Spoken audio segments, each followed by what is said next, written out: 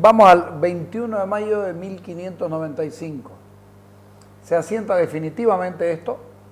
Sí, el 21 de mayo de 1595 es una fecha que indica la fundación de la ciudad de San Lorenzo el Real de la Frontera, aquí, en este lugar que se denominaba la Punta de San Bartolomé. Ya era un punto de avanzada hacia el oeste de la conquista. Había gente, había un fuerte, ¿no es verdad? La ciudad, antes de venirse acá, su última estadía había sido el lado oeste del Río Grande, ya en la campiña grigotana, en toda esa comarca extensa que casi llegaba al Río Grande, llamada Cotoca, ¿no? Precisamente donde está la población, el santuario de Cotoca, que sí ahí, en 1604, recaló la ciudad de Santa Cruz la Vieja, la de Chiquitos, ¿no? Y a partir de ese momento en que la ciudad de San Lorenzo se asienta acá, se construye el 21 de mayo, se dispone de que los lotes, la distribución de lotes que lo mencionamos el programa pasado, 4 solares o 4 lotes de 25 metros de frente por 50 de fondo, 2 de ellos corresponden para construir la iglesia matriz en el sitio donde se encontraba la capilla del fuerte. Tengo ¿no? una pregunta por curiosidad. Ajá. ¿Ya era metro y no vara? No, se habla de varas. Ah, ya. ¿No? Okay. Se habla de vara. Claro, sí, correctamente, claro, ¿no? Ya. Que la vara española es 0.80 y pico, digamos, ¿no? Centímetros. Y 2, para la Casa de Gobierno, Cabildo, Cárcel y Carnicería, que es donde actualmente se encuentra el edificio de la Brigada Parlamentaria, ¿no? O sea, siempre fue la prefectura eso. En realidad, prefectura ya en época republicana, claro, ¿no es verdad? Pero era el lugar de la gobernación. Durante la colonia se dispuso que el lado sur de la plaza sea para la iglesia y para el poder político, o sea que el poder religioso y político estaban uno al lado del otro en el lado sur de la plaza. O sea, ¿no la verdad? catedral fue catedral, claro, de inmediato que ese iba a ser su lugar. Para la iglesia matriz. Y luego ya en 1605 se ve por conveniente crear el obispado de Santa Cruz de la Sierra, ¿no? Que 1605. 1605, ¿no? Porque hay que tomar en cuenta que cuando Ñuflo de Chávez consigue la creación de la gobernación de Santa Cruz de la Sierra, su jurisdicción era bastante extensa e ilimitada en todo caso, ¿no es verdad? A la muerte de Manso, que fue con quien disputó, digamos, la posesión del territorio, pasa la parte sur, lo que hoy conocemos como el Chaco, a la jurisdicción de Chávez, ¿no es verdad? Entonces, en todo caso, la enorme jurisdicción abarcaba, tenía como límites al sur en la convergencia del río Pilcomayo y el río Paraguay, ¿no? Como extremo este o naciente, el río Paraguay, la cordillera de los Andes por el lado oeste y el norte Mojo y más allá hasta donde se conquistare. ¿No es verdad? Hasta donde se conquistare. Hasta donde se conquistare. Y es bueno también mencionar el Brasil que en estaba época, por el otro lado. Claro, el Brasil ya, digamos, serían los límites, al menos hasta ese momento, que el Brasil no había llegado a su extremo oeste, era el río Paraguay, el Guaporé, digamos, por la zona más norte, ¿no? Y el Madera también siempre fue un límite a través del tiempo, ¿no? Era extensísimo. Entonces, es bueno mencionar que cuando se crea el obispado, se crea con 3 vicarías, ¿no? La vicaría de Santa Cruz de la Sierra, que es todo lo que es Chiquito Central y el sur, hasta la convergencia del Pilcomayo y Paraguay, ¿no? La vicaría de San Lorenzo el Real o de la Barranca, que es lo que comprende hoy día las provincias Andrés Ibáñez, Guarnes, Obispo Santisteban, Sara y Chiro, y el norte de Cordillera, ¿no? Entonces tenía como perímetro el Río Grande hacia el sur, hacia el este, Hacia un límite natural. Y el norte, digamos, hasta la convergencia del Río Grande con el río Chapare, digamos, ¿no? Y la vicaría de San Francisco de Alfaro, que fue una población efímera en función de la conquista de Mojos, porque vos sabés de que el móvil, digamos, de las exploraciones y conquista de este territorio fue la búsqueda del dorado, del gran Paitití, ¿no? que eso abarcaba el Chiquito septentrional o la parte norte de Chiquito y todo lo que estaba al norte, o sea, Mojo más lo que se conquistara, ¿no? Entonces esa más o menos sería la jurisdicción inicial del Obispado de Santa Cruz, al cual se ve la necesidad de agregarle al menos 8 curatos de los valles de Cochabamba, ¿no? Misque, por ejemplo, el Valle de Misque, el Valle de Clisa, ¿no? El Valle de Totora, ¿no? Está Arani, Pocona, los yungas de Pocona, que es donde había concentración de doctrina y todo eso para la generación, porque esta era una diócesis bastante inabarcable y pobre, ¿no? Entonces, más que todo, eso era para el sostenimiento de los obispos que definen, por la lejanía, por ser un territorio de frontera, con grandes dificultades de infraestructura, principalmente de ingreso, ¿no? Para el sostenimiento, no había vino, no, o sea, la vid para la producción de vino, el trigo para la elaboración del pan. Entonces, ellos definen de que extenderse. No, de que la diócesis, o sea, la sede del obispado en todo caso, sea Misque. Que si bien a través del tiempo algunos obispos decidieron tener su sede temporal en Arani, en Totora, en Punata, inclusive en Tarata, en diferentes lugares de la zona de Cochabamba. ¿Es ese obispado el que convierte a la iglesia matriz en catedral? Claro, obviamente. Porque tenés obispado, tenés que tener catedral. Obviamente, correcto, ¿no? La catedral es sinónimo de cabeza de diócesis, ¿no? Claro. Ese aspecto, esa pregunta es muy interesante por cuanto la sede del obispado permanece en Misque, pero la catedral no. Los obispos intentaron en más de una vez a través de los siglos llevar la catedral allá, pero no fue posible porque la corona española jamás lo permitió. Entonces la catedral permaneció en Santa Cruz de la Sierra, más que todo la jerarquía, porque es bueno explicarle a los televidentes de que la catedral como inmueble, o sea, como edificio físico, era una construcción bastante precaria, ¿no? Porque así lo dice el tiempo, ¿no? Inclusive el convento de los mercedarios, la misma pequeña capilla del colegio, la que quedaba donde está el rectorado de la universidad, eran mucho más esplendorosas, más amplias, más aseadas y con mejor construcción civil, ¿no?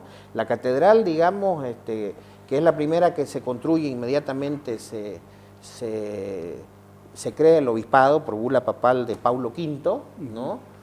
Era un edificio bastante pequeño, con canales de palma, hasta todo el siglo XVII en realidad, ¿no? Que se caía o se deterioraba por efecto de la calidad de los materiales, ¿no es verdad? Aquí hay un tema que también es de controversia. La catedral, dicen algunos, no sé si muy entendidos o no, dicen que la catedral de Santa Cruz se construye con dineros precisamente de Misque, de Totora, no necesariamente. No necesariamente. Eso es bueno remarcar. Es bueno tocarlo el tema. Claro, sí. Inclusive más adelante, cuando vamos avanzando en la conversación, vamos a mencionar lo simbólico que representan esos edificios que he mencionado en la actualidad, por ejemplo, lo que le han costado a la comunidad cruceña y más que todo, el cariño y el fervor que le ha puesto a la comunidad para la consecución de sus edificios públicos, ¿no es verdad? Porque acá es bueno remarcar que el Estado, tanto en la época de la colonia como en la época republicana, poco o nada, digamos, sentó presencia en cuanto a recursos económicos para la consecución de obras significativas. Los cruceños tienen dentro de su característica y de su historia colectiva el esfuerzo de resolver sus propios problemas y controversias, digamos, de manera autónoma desde siempre, ¿no? Por una serie de factores, ¿no? Siempre ha sido una autonomía de hecho, en realidad, ¿no? Por diferentes circunstancias. Esta catedral que comienza a construirse en 1605, más o menos. Sí, duran poco, como te decía, poco, ¿no? Pero pasa casi 200 años hasta que el monseñor José Andrés de Salvatierra decide ponerle la fuerza para levantarla, un héroe de la independencia, ¿o no es tan así? No, bueno, primero viene la época colonial todavía, se construyen diferentes catedrales, como te digo, acá es bueno también que los televidentes sepan que los materiales de construcción, si bien es una tecnología del mundo antiguo, la que trajeron el tabique, ¿no? Que hemos hablado de las paredes, que primero se hace un armazón de palo, una empalizada que se rellena luego con, no necesariamente, ¿no? El chuchillo es muy posterior su uso acá, que se ocupa como aislante, digamos, ¿y la tacuara, para el cielo entonces, raso? Diferentes palos, ¿no? Ya. El cuchi, los machones, todo eso, digamos, tienen su diferente variedad de los pilares, de diferentes claro. Hay una sabiduría acumulada acá, digamos, en cuanto a elementos constructivos, ¿no? Porque nosotros hemos podido en nuestra infancia vivir todavía en muchas casas coloniales donde no habían aire acondicionado y la frescura, digamos, era contundente, ¿no es verdad? Sí, entonces había una buena aireación, la altura de los techos, los materiales, ¿no es verdad? El tabique, que es esa argamasa de barro, bosta, paja, ¿no? Y los techos eran ligosa, de canales de palma, ¿no es verdad? La palma, la Copernicia alba, que le llaman también vulgarmente palma coronday, ¿no? Que es la palma negra o palma real, digamos, que eleva altísima, es rectilínea y tiene... ¿Es de aquí? Claro, no es que es recién traída. No, es natural, es de los bajíos, de zonas inundadizas. Sí. Entonces vos cortás, digamos, tenía su medida el canal, o sea, la teja larga, de tantas varas, y luego se parte el tronco de la palma en dos, se le cava y quedan canales, ¿no es verdad? Tiene una duración entre 20 y 25 años como tope. Es mejor que el motacú en todo caso, ¿no es verdad? Entonces, durante todo el siglo XVII prácticamente la catedral estuvo techada con ese material, ¿no es verdad? El tejido de la palma fue desde el comienzo o no? Este no es tejido, canales, son canales, son tejas. Son tejas largas, en realidad es una teja, ¿no? Claro. Y se imbrica, digamos, en dos corridas, en dos techos o sea, un techo de 2 aguas tiene 2 corridas de canales en cada agua, ¿no es verdad? Es muy interesante, ¿no es verdad? ¿La hoja se usa después? No, paralelamente también, las casas más precarias, porque el motacú es de menos duración. En la zona chiquitana también se utiliza, y se utilizó en aquel tiempo, la paja sujo, que es una paja que es más tupido y es de mejor calidad, digamos, que el motacú. Y en el beni, la jatata, digamos, ¿no? Que son diferentes orígenes de palmeras, paja, para techar, ¿no es verdad? El chuchillo, en cuanto al... siguiendo en el tema de los materiales de construcción, es más nuevo, fue cuando se acabó la palma, porque acá también hubo palma, ¿no? Como estamos viendo, claro, ¿no? Si bien abunda en mayor cantidad en Chiquito, ¿no? Ahí está la famosa Laguna Concepción, que son palmares de millones de palmas, ¿no? Donde se pierde la vista con la tupición. Ese mismo había aquí.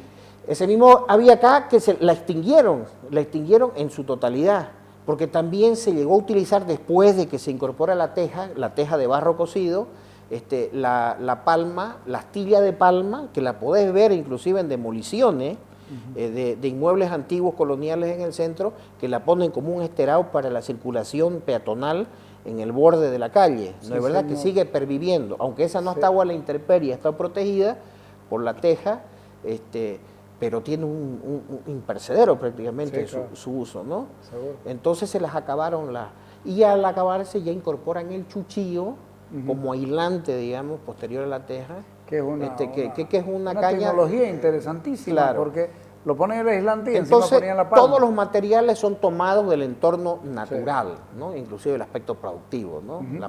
La base de la economía es el trapiche. En la hacienda, el trapiche, los troncos, más de ahí a no muy lejana distancia, tumban el árbol, construyen los rodillos, se fregan. Lo único que se importaba era las pailas, digamos, nada más, ¿no? Después la tracción era sangre, ¿no? Los bueyes, de ahí, los guatos, la rienda, los cueros, todo era del mismo entorno, ¿no? Natural. Y eso pervive hasta el siglo XX.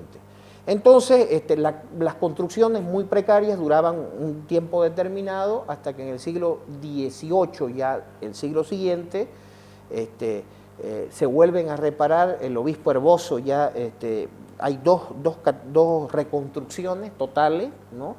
Y el obispo de la pequeña catedral, que es bueno mencionar sí, de que la Merced, por ejemplo, como te dije anteriormente, era superior en cuanto claro a escala. Y el obispo Herboso hace ya la última de ese estilo, ¿no? Que es el clásico estilo de dos aguas, parecido al de las misiones jesuíticas. Eso es una característica de todas las iglesias del oriente boliviano, de lo que se conoce hoy como el oriente boliviano, ¿no? Similares, así de dos aguas y de tres naves, o de dos, como era la catedral, así era la capilla del colegio también.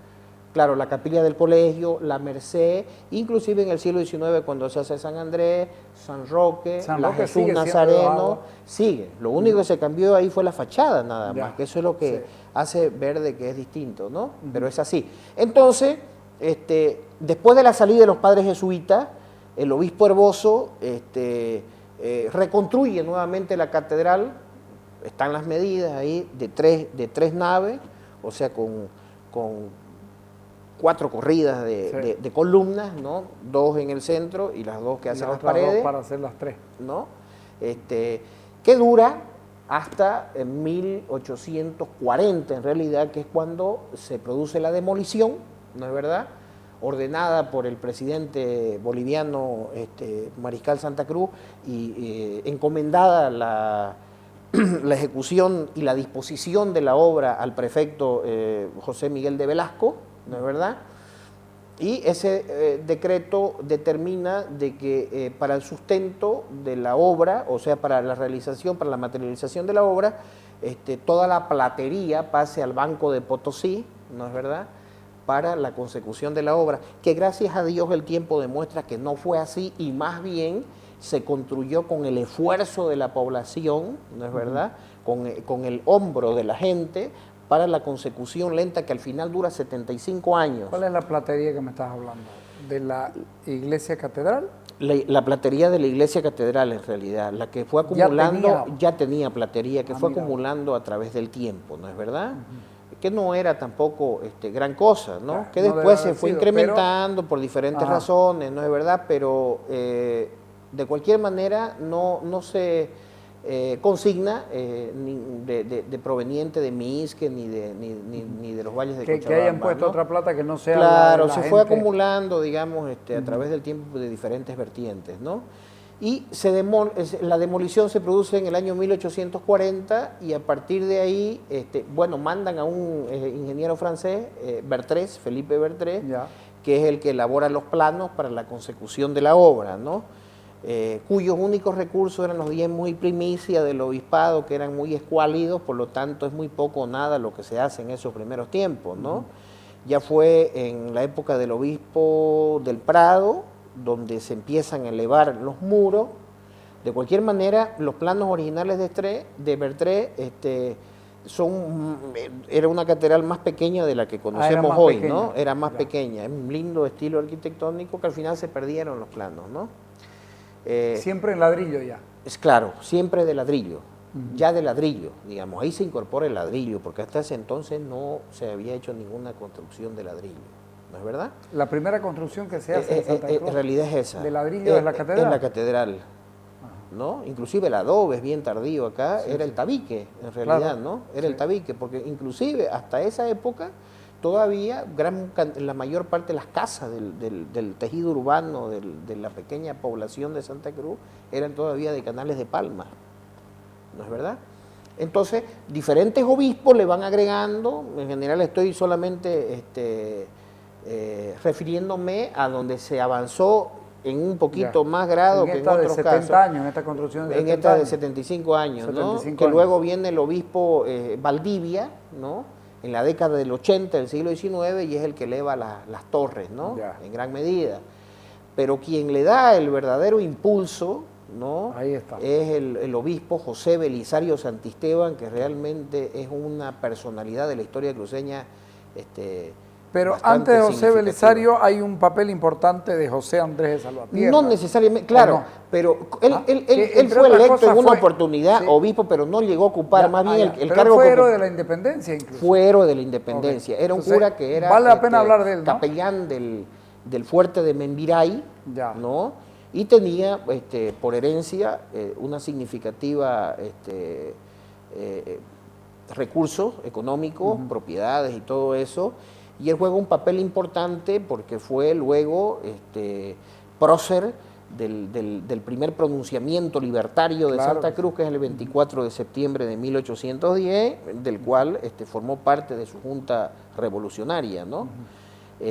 Y Patricio es el que promueve, a raíz de la demolición, bien Claro. que lo mencioné, Por eso, porque claro. a raíz de la demolición, los santos, o sea, el Santísimo, ¿no? Y más los santos, las imágenes existentes y todos los elementos sacros de la iglesia son transportados en procesión a la iglesia de la Merced para que funja como catedral mientras se construía la levanta nueva, la- ¿no es verdad? Ajá. Y entre los santos había uno bastante deteriorado, o una imagen bastante deteriorada, que era Nuestra Señora del Patrocinio, a la cual los padres del Monseñor José Andrés de Salvatierra habían sido devotos. Él tenía un afecto particular, entonces solicita al obispado que se le dé permiso para hacerle un culto en una capilla que él quería construir en el barrio del Chaparé, que es donde hoy se encuentra San Roque. Ya. ¿No es verdad? Se le Que concede se con llamó primero Nuestra Señora del Patrocinio. Pero eso lo vamos a tocar después, Ya. cuando toque hablar de... Que después pasa a de ser lo que- San Roque a los que pocos después años, pasa ¿no? a ser San Roque. Correcto. O sea, yo, Pero es bueno mencionar que José Andrés de Salvatierra, además de San Roque, también hace posible la construcción del templo de San Andrés. De San Andrés, ¿no es verdad? exactamente. Que es el que tenemos ahí en la calle Charcas y Beni, que para realizar servicios a la... San Francisco no tiene nada que ver. También San Francisco, también. Bueno, está vinculado a San Claro, Andrés sí. porque él promueve la venida de los padres franciscanos del convento de Tarata para misionar en Santa Cruz y ya la gente del entorno de San Andrés se había encariñado con el templo Ajá. y que él pretendía transferírselo para convento franciscano, los vecinos lo compran, ¿no? Y el mismo Y él hace monseñor les proporciona un terreno en su propiedad para que los franciscanos hagan su convento y hospicio. En este proceso de la construcción de iglesias, Salvatierra tiene mucho que Tiene ver. mucho que ver, ¿no? Mucho que Tiene mucho que ver. Aunque no llegó a ejercer, me decías cómo... Fue electo, pero no llegó a ejercer Mira, pues, yo la tenía- gobernación yo tenía que sí. del obispado de Santa Cruz. Sin embargo, fue arzobispo de La Plata, Claro. ¿no es verdad? Ujú. Porque es bueno decir Ahí de que el estaba mi obispado de confusión. Santa Cruz se desprende del obispado de La Plata, que pasa a ser arzobispado, ¿no? En esa misma época se crea el obispado de Santa Cruz y el de La Paz. Son los primeros obispados que se desprenden del obispado de La Plata, ¿no? O sea, lo que hoy es Sucre, Sí. ¿no? Que era la capital de la audiencia de Exactamente. Charcas, ¿no es verdad? Entonces, te decía de que el obispo Santisteban es el que verdaderamente sucede en la gobernación eclesiástica del obispado a Valdivia, Ujú. y él encara de manera decidida la materialización de esa monumental obra, máximo símbolo de la fe católica de nuestro pueblo, ¿no es verdad? Con muchos esfuerzos. Me había olvidado mencionarte, que es buen dato, digamos, para los televidentes, que el primer obispo de la diócesis de Santa Cruz, que radica ya de manera permanente acá, es un obispo Lanzábal, algo así es el apellido, no es muy común, simplemente esa sería la referencia principal para mencionarlo. Eso se produce en 1807 más o menos. ¿La ¿no? sede del obispado es donde está ahora? No. ¿No? Buena pregunta también, porque, por ejemplo, el obispo Estrada, en el año 1890 al 91, manda reconstruir, todavía él con sede en Misque, manda reconstruir lo que fue residencia de los padres jesuitas. Ya. El inmueble ese de 2 plantas, ubicado en el lado oeste, y la capilla anexa donde está el rectorado, ¿no es verdad? Y añade en esa construcción un palacio episcopal Ya. para sede ya de los obispos que iban a radicar en Santa Cruz, que es lo que fue el altillo, un altillo macizo que hubo, donde hoy se encuentra el Paraninfo Universitario. ¿No es verdad? Ahí. Pero luego, con el tiempo, fue itinerante porque no sé qué sucede con esos inmuebles que pasan después al Estado Al o Estado, algo y así. el Estado los entrega a la universidad. Exactamente. No, eso ya es muy posterior. Muy posterior, pero la cosa es de que el palacio episcopal era circunstancial dependiendo del obispo que alquile o que tome determinada casa. ¿No? Por ejemplo, Fugió, ahí donde está la alcaldía, en un tiempo en el siglo XIX, el obispo del Prado más otros 3 tuvieron su sede ahí, y el obispo Santisteban ya construye su propio palacio episcopal, ¿no? Que es la esquina de la calle Ingavi y René Moreno, ¿no es verdad? Ahí él construye, que es donde crea también el seminario, porque el obispo Santisteban además promueve la educación. Me gustaría que hablemos un poquito de la iglesia La Candelaria en Paurito y de la Concepción en Portachuelo. La Purísima Concepción, sí. Claro. ¿No? Esas son viceparroquias. Viceparroquia. Son los primeros desprendimientos de la parroquia del Sagrario de la Catedral, que era la única parroquia existente. De la Santísima, ¿cómo era lo que se llamaba? La Purísima Concepción. De la Santísima Trinidad. No, la Santísima Trinidad fue la iglesia que consagraron los padres jesuitas. Ya. En donde está el rectorado de la universidad, en 1595, ¿no es verdad? Okay. Paurito y Portachuelo, por cédula real, por cédula real, se convierten en pueblo fundado, ¿no? Y se les otorga el rango de viceparroquia, que son los primeros desprendimientos de la parroquia del Sagrario de la Catedral, ¿no? Okay. Son las primeras preparroquias, digamos, ¿no? Que se desprenden. Eso fue allá por el 1765 más o menos, ¿no es verdad? Que luego con el tiempo se convierten en parroquias y así, digamos, se van creando nuevas, ¿no? Virgen de la Candelaria. Consagrada a la Virgen de la Candelaria, ¿no es verdad? Y la de Portachuelo a la Purísima Concepción, ¿no? De María, que es el 8 de diciembre. O sea, ¿cómo ejerció ya su jurisdicción la catedral que crea las viceparroquias? Claro. ¿Ah? ¿No es cierto? Así es. ¿Las misiones de Guarayos? Las misiones de Guarayo son obra, los primeros intentos y el primer sacrificio del primer emprendimiento titánico de un cura cruceño bastante entrado en edad ya en esa época, que es el que le abre el camino a los padres franciscanos, que es el padre Gregorio Salvatierra, ¿no es verdad? Esto replica... Tío del otro, de José Andrés, ¿no es verdad? Sí. También esa es una obra monumental la que hizo ese hombre, que replican, ¿no? Las cuestiones jesuíticas, ¿sí, no? Claro, ya con los padres franciscanos hay una emulación del modelo jesuítico que había dado resultado, y como podés ver, alcanzaron nomás un grado de desarrollo bastante significativo que se vio mermado después de la salida de los padres franciscanos, ¿no? En la década del 30 del siglo XX. Pero la obra de los misioneros franciscanos, ahí tienen una figura emblemática en el padre José Cors y algunos otros más, que realmente, porque son de las etnias del oriente boliviano, una de las últimas en ser reducidas, digamos, los guarayos, ¿no?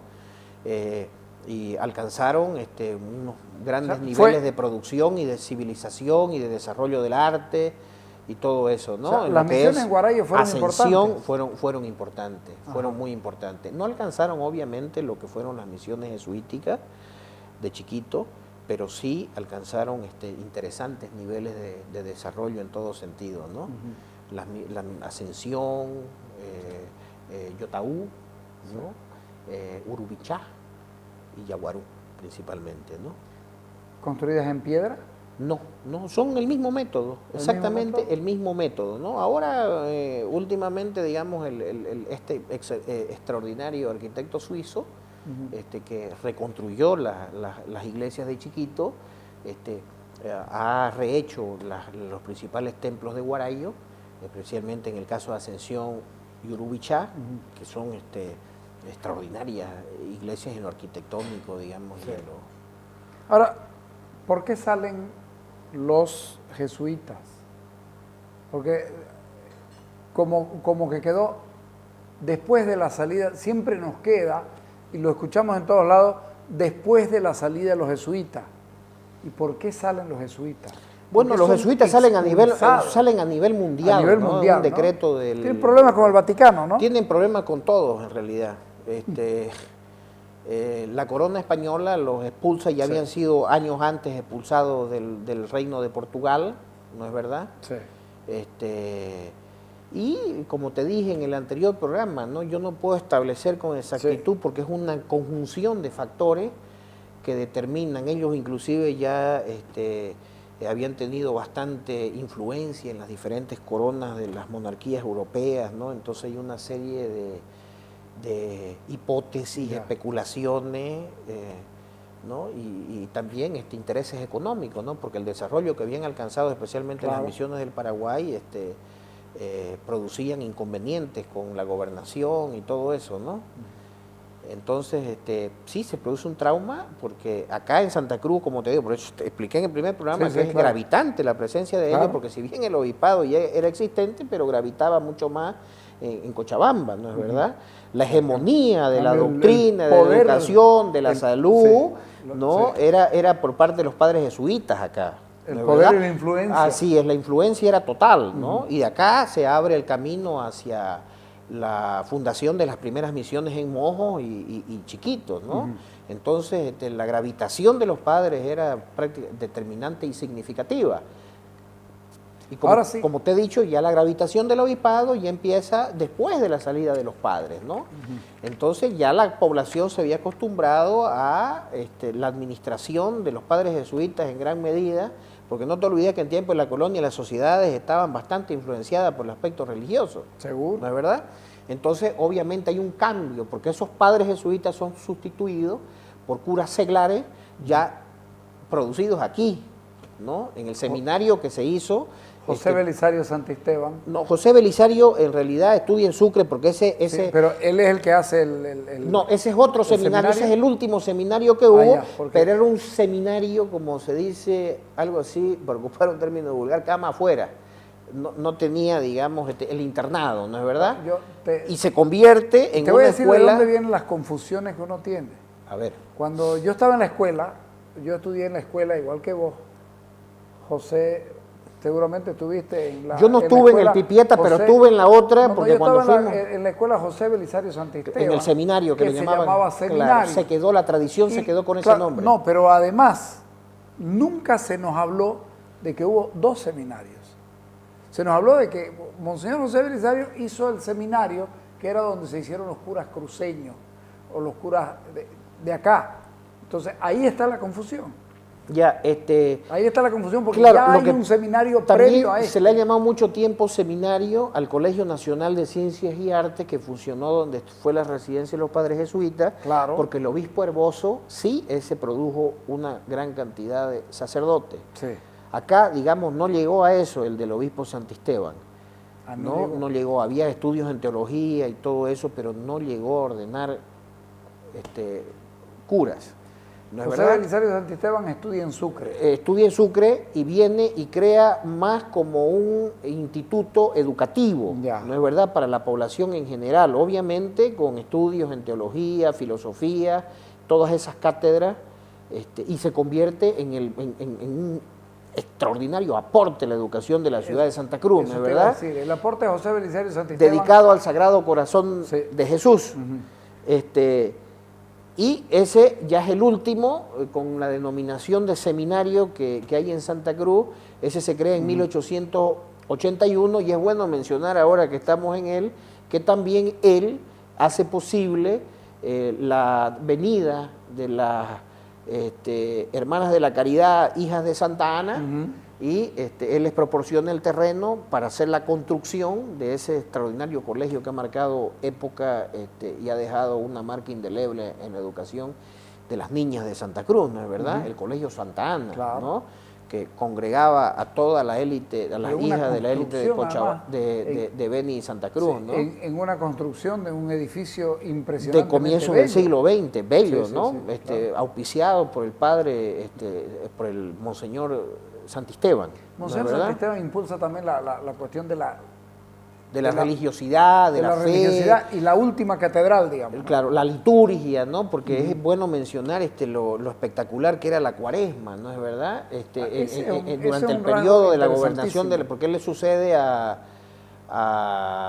Valdivia en la década ya del 90, ¿no? Del siglo XIX, y él 1890. En 1890 él más o menos tiene prácticamente medio siglo de ser la cabeza del obispado, ¿no? De ser el obispo de Santa Cruz. Y en la Cuaresma él determina de que se recen en todas las semanas previas a la Semana Santa, itinerante, ¿no? En San Roque el lunes, en la Jesús Nazareno, el miércoles en San Andrés, en la capilla de acá, en la Merced, y rematando en la catedral, ¿no? San Francisco y la catedral, ¿no? Y promueve todos esos aspectos. Un hombre realmente inclaudicable, ¿no? Pese a su avanzada edad. Pero un hombre de recursos, además. Tenía recursos. Y él, en 1904, promueve la formación de una junta impulsora para de una vez terminar la catedral, que solamente tenía levantadas sus 2 torres, una media, los muros, y no tenía la construcción de la nave central. Y no tenía las cúpulas. ¿Cuándo se ponen las cúpulas? Eso ya es posterior, eso es de la década del 40, ¿no? Ya. Eso ya es en otra administración. ¿Eso es a cargo de Rivero? De Rivero, correctamente. Ya, Monseñor Rivero. De Monseñor. Pero me estoy adelantando. Exactamente, vamos, ¿no? Entonces se junta esa con notable y no eran suficientes los recursos que se podían juntar en Santa Cruz. Entonces él hace un viaje pastoral al Beni, ¿no? Que era el apogeo del auge de la goma en 1911. Vos sabés de que los principales empresarios de eso eran cruceños, ¿no? Entre ellos Nicolás Suárez, uno de tus antepasados también aporta, Carlos Melquiades Barberí. Carlos Melquiades, no, ya Bacadíes había fallecido en el 897, y muchísimos otros más que llegan a reunir una significativa cantidad, no mayor que la que se juntó acá con los notables de acá, con grandes mecenas y empresarios, ¿no es verdad? Ya había empresarios. Pero sí, claro, por supuesto, pero sí una significativa suma que se aproxima. También aquí vamos a desmitificar algo que se ha dicho con bastante reiteración, que es que el obispo, además de reunir esos dineros, en su circuito pastoral por casi todas las exmisiones y ya parroquias en ese tiempo, se trajo muchísima platería, especialmente de la mítica iglesia de San Pedro, ¿no? de Trinidad del Norte, pero no es cierto, ¿no? Hay algunas piezas, pero no es lo que se dijo, ¿no? Y que él no fue eso en realidad. Fue a buscar dinero. Fue a buscar dinero, y que sí, que trajo una buena cantidad, y eso fue lo que hizo posible, con el concurso obviamente de esa junta, de la población cruceña, que aportó significativamente. En épocas del obispo del Prado, el obispo hacía una suerte de mingas donde la gente, el pueblo, niños, jóvenes, hombres, mujeres, ancianos, todo traían los ladrillos en sus hombros o en los mecanismos que hayan sido posibles, con bandas de música, todos hacían su aporte.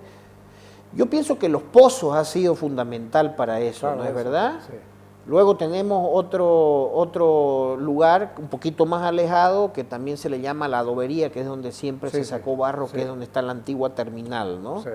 Pero Los Pozos, pienso yo que ese fue el lugar, porque el para San Francisco, ¿no? Bueno, no tanto, no. Ya había ahí la tenería que se llamaba Obrajes en ese tiempo, y ya también era la tenería San Lorenzo de Joselino Torres, que es donde después se conoció como Vickenbach, que es eso donde está ahora, sigue la iglesia casi inadvertida del patrono San Lorenzo, ¿no es verdad? ahí en la calle 6 de agosto, casi a Baroa o entre Baroa y Barrón, sí. ¿no es verdad? Ahí, que también esa fue una procesión de las más sonadas en Santa Cruz en finales del siglo XIX, que era la que patrocinaba Joselino Torres, el empresario de esa curtiembre, ¿no? Sí. Que era de una concitación enorme. Y el obispo, paralelamente, también realizaba la de la Asunta, ¿no? En conmemoración de la Asunción de María, ¿no? El 15 de agosto. Entonces te decía, porque para San Francisco fue la Poza del Fraile, que le llamaban, que esa estaba ubicada en la parte trasera de la Federación de Excombatientes. O sea, la manzana que comprende la calle Bolívar, Sucre, Campero y Potosí, ¿no? En el extremo de la esquina sureste, ¿no? Entonces, así, con el esfuerzo, ¿no? De esa manera, porque el obispo ya estaba entrado en años cuando... Eso te iba a decir, era un hombre viejo era un hombre viejo, tenía más de 70 años. Cuando viaja al Beni. Se fue al Beni, ¿no? Qué bárbaro, tenía qué más esfuerzo, de 70 años, un esfuerzo tremendo, ¿no? Inclusive vos sabés de que el viaje principia, porque es un viaje pastoral que principia aquí nomás, en el valle, a 8 kilómetros, ¿no? De ahí la alquería de San Francisco, luego entra por Colpa, de ahí sale al camino por Tachuelo, y de ahí se va en Cuatro Ojos también, porque la visita pastoral consiste en bautismo, matrimonio, confirmaciones, todo eso, ¿no es verdad? Y así, por agua, ¿no? Por agua, a lomo de mula, en los casos donde la vía de comunicación no sean los ríos. 700, 800 kilómetros. No, te lo voy a mostrar el itinerario porque hay que sumar es una cosa fantástica, ¿no? Sí. Increíble, ¿no? El circuito, porque va además sobre que todo llega considerando la edad, hasta Riberalta, Cachuela, Esperanza, y luego retornan, navegan el Mamoré, va a Exaltación, Magdalena, Baure, Nicolás Suárez. Claro, todas las provincias del extremo oeste del Beni, Baure, Magdalena, El Carmen, Trinidad, San Ignacio de Mojo, y luego retornan nuevamente. ¿Cuánto tiempo dura? Un año casi. Un año. Casi un año, ¿no? Entonces eso permitió de que se la llegada debe haber sido apoteósica. Claro, que se abre el día de la devoción de él el 15 de agosto de 1816, ¿no? Que es cuando la catedral abre sus puertas a la feligresía y traen solemnemente en procesión, como había sucedido de la Merced, 75 años antes, traen el Santísimo a su casa nuevamente, ¿no es verdad? A la casa definitiva, digamos. A la casa definitiva, exactamente, ¿no? Y al igual que el edificio contiguo, el de la Brigada Parlamentaria, que ese es un edificio público, que como en otros departamentos del occidente de Bolivia fueron con recursos públicos del Estado, aquí fue con el esfuerzo, de la gente, con el esfuerzo de los escuálidos aportes de la comunidad cruceña aislada y sin vías de comunicación estables a ningún lado, ¿no es verdad? Entonces eso, pues bueno, hay que preservarlo en homenaje por la carga histórica y de sacrificio que tiene de nuestros antepasados, ¿no es verdad? Entonces que al margen del ser símbolo, por ejemplo, la catedral, tiene esa carga de aporte de la comunidad cruceña a través del tiempo. Al Monseñor Belisario lo sucede don Daniel Rivero. Don Daniel Rivero, que era también otro hombre de esa escuela, digamos, ¿no? Un prometedor. Hacedor de cosas. Hacedor de cosas y digamos, con vocación, ¿no? Con vocación. Tiene que haber sido, ¿no? Intachables, digamos, ¿no? En ambos casos intachables, ¿no es verdad? Y en 1945 se determina la conclusión definitiva ya en el aspecto estético y alguna bajo ya porque vos sabés las tecnologías, es bueno mencionar de que bajo la responsabilidad de Daniel Rivero, ya. Porque por ejemplo el que concluye en la catedral contratado por Rivero es otro francés, el Léon Musnier. ¿No? Ahí sí toman parte en la construcción de los altares, retablos laterales, esto, lo otro, los ya existentes acá, digamos, entre ellos los cadarios, digamos, que son, hacen un aporte extraordinario a la arquitectura de la ciudad, ¿no es verdad? Que fue el que hizo San Roque, digamos, ese templo ya con esa arquitectura, hizo la Recoba, la iglesia de Cotoca, estos cadarios, digamos, ¿no? Eran dos hermanos, uno de arquitectos, ¿no? Bernardino y José Carlos, ¿no? Que eran se ve la calidad y el estilo y la estética de sus obras, ¿no? Esos también participan ahí, más otros que ahora no se me vienen a la mente porque son connotados constructores que había en esa época, también forman parte, ¿no? En el año 45 también se forma otra junta para concluir, digamos, porque como estamos viendo en las imágenes, sí. Las torres eran dispares, la torre del campanario, ¿sí, no?, había estado inconclusa, ¿no es verdad?, como la estás viendo, y la torre del reloj terminaba en una pequeña cúpula, además que, como te digo, ¿no?, una obra monumental con pocos recursos técnicos y tecnológicos, entonces empezó a delatar fallas, sí, y hay una serie de reparaciones en cuanto al techo, a los drenajes, que empezaron a ocasionar problemas. La cosa es que hasta el 48 ya se concluye como la conocemos hoy, ¿no es verdad? ¿Y el reloj cuándo llega? Hay un primer reloj que es donado, hay un primer reloj en el siglo XIX, antes de la conclusión de la iglesia, que es colocado, que fue donado por un cruceño, que fue gerente del Banco Nacional en Sucre, don Ovidio Suárez, muy poco conocido, ¿no? Ese proporciona. Luego, ese viejo reloj, al venir otro después donado por don Emilio Saller, ¿no es verdad? Él se pasa a San Roque, que es el que hay en San Roque. El que está en San Roque. El de Ovidio Suárez. Hay un aspecto en la catedral que el padre Jerique lo justifica plenamente, que es el sucede. Ya en la culminación ya él es parte, digamos, sí, de esos trabajos el padre Jerique, ¿no es verdad?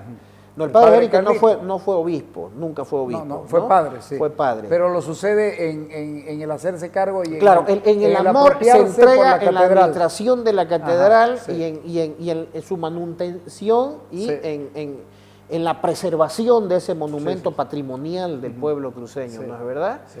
Entonces, creo que otro italiano también se contrata para la culminación, un arquitecto en la década del 40, para dejarla tal como la conocemos, pero se revoca.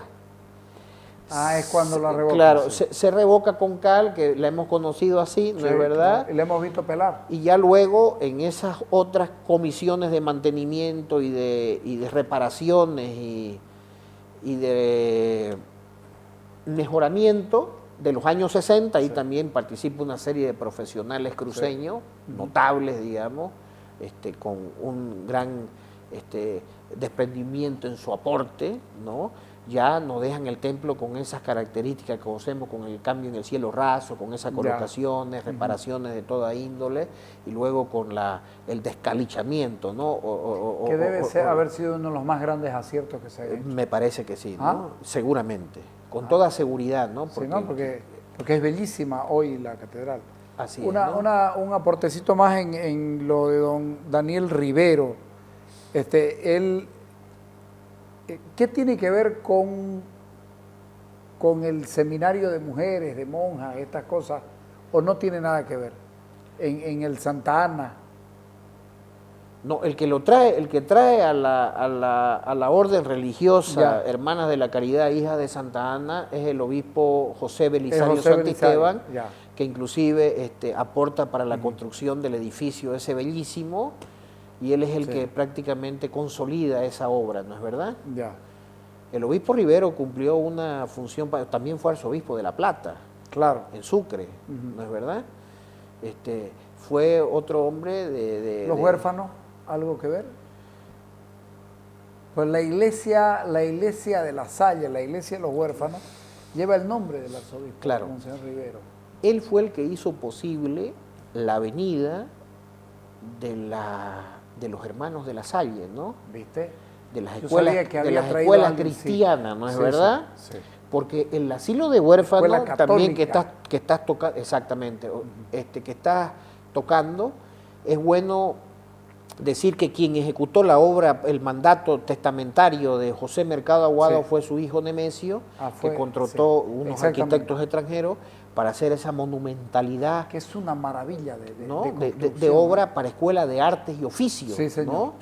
Y una serie de inmuebles destinados a la ciudad que con sus alquileres para el sostenimiento del asilo de huérfanos, ¿no es verdad? Claro. Que nunca llegó a cumplir ese fin.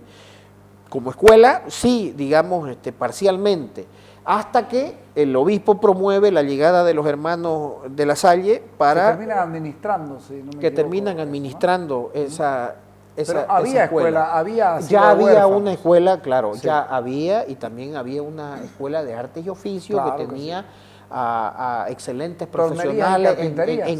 Todavía no había tornería en ese tiempo cuando nace Sí. pero en hojalatería, en carpintería, en una serie de artes y oficios. Claro, ¿no? porque yo conocí esa iglesia. Claro. Esa iglesia fue, creo que el último cura permanente ahí fue el famoso padre Pozuelo. Claro, español, ¿no? Sí, un sí. curita que en Un su curita vejez está delgadito. bastante encorvado, ¿no? Sí, sí. Que fue párroco de San Andrés. Sí, sí, un curita Así es. delgadito, muy encorvado. Él. Ya en su vejez ¿Ah? se Sí, encorvó bastante, sí, ¿no? yo iba a las misas en Chico, Ya. a las misas del padre Pozuelo, e íbamos ahí porque nosotros vivíamos frente a esa iglesia y entrar ahí es sobrecogedor. Claro. Por, es una obra por el monumental, estilo ¿no? de la obra. ¿Te imaginas? Esa Ajá. obra fue concluida en 1920 más o menos, ¿no? Sí. Ya esa es otra obra de ladrillo, de cal y ladrillo, ¿no Sí, es verdad? sí, Y vos la mirás para la escala, son como con lo mismo que la catedral, digamos. La catedral nadie puede negar que fue una obra con visión de futuro, Absolutamente. ¿no es verdad? Por su dimensión, su escala. El último padre que mueve la catedral es el padre Carlos Henrique, ¿no? Carlos Henrique realmente Suárez, ¿no? alma ahí, el espíritu está presente ahí, ¿no? Carlos Henrique Suárez, ¿no? Henrique Suárez, hijo de un inmigrante alemán, él es de San José de Chiquito. Y de una mujer cruceña. Y de una mujer cruceña. Él Efectivamente. impulsa el Museo Catedralicio. El Museo Catedralicio, el tema de las campanas, consigue recursos, porque las campanas donadas, por ejemplo, a finales del siglo XIX, cuando ya se determina terminar la catedral, se rompen, se mandan a Buenos Aires. Ramón Darío Gutiérrez hace un aporte significativo en la década del 60 para la fundición de nuevas campanas. Sí. El mantenimiento del reloj, detalles de toda índole, ¿no? Yo creo que ahí tiene su porcentaje de mérito, claro, inconmensurable, ¿no es verdad? Y también hay muchos otros que no los menciono, cruceños, patricios, que tanto en el aporte de gestión, su amor, digamos, a la consecución y culminación de esas obras, y también en el aporte material, ¿no es verdad? Por ejemplo, uno era al comienzo para los muros laterales, el otro para el altar mayor, el otro para esto, para lo otro, ¿no? ¿Cuándo se cambia el retablo de plata que tenía la catedral? Bueno, en realidad el retablo nunca ha sido de plata no ha sido nunca, es de material, ¿no? El altar mayor, ya. ¿No es verdad? Que inclusive hay duda de quién fue el que lo hizo, ¿no es verdad?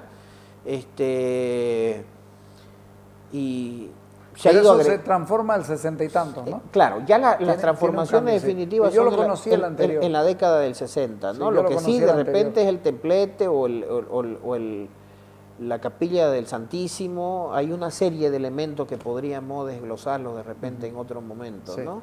Para terminar... De todo en qué consiste el patrimonio de imaginería, ¿no? Y material de la basílica. Tal vez para un programa entero.